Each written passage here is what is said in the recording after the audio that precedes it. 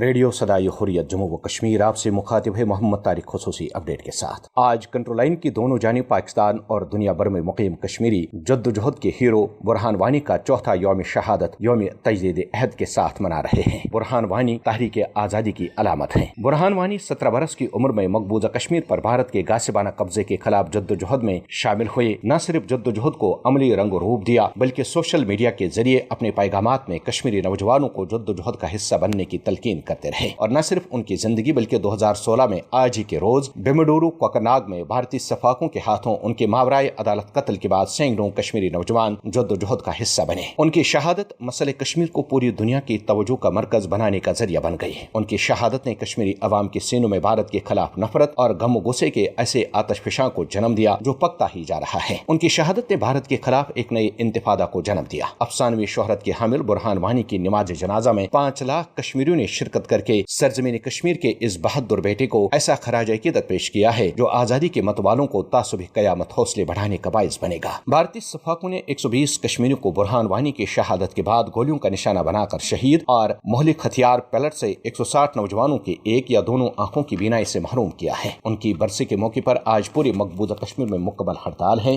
بزرگ قائد سید علی گیلانی نے شہید برہان کو شاندار خراج عقیدت پیش کرتے ہوئے انہیں کشمیری نوجوانوں کے لیے ایک استعارہ قرار دیا ہے۔ مقبوضہ کشمیر کا ہر نوجوان برہان بن چکا ہے، بھارت کتنے برہان مارے گا۔ مقبوضہ کشمیر میں تعینات بھارتی دہشت گرد فوجوں نے 8 جولائی 2016 برہان کی شہادت سے لے کر اب تک 1231 کشمیریوں کو شہید کیا ہے۔ خصوصی اپڈیٹ ختم ہوا۔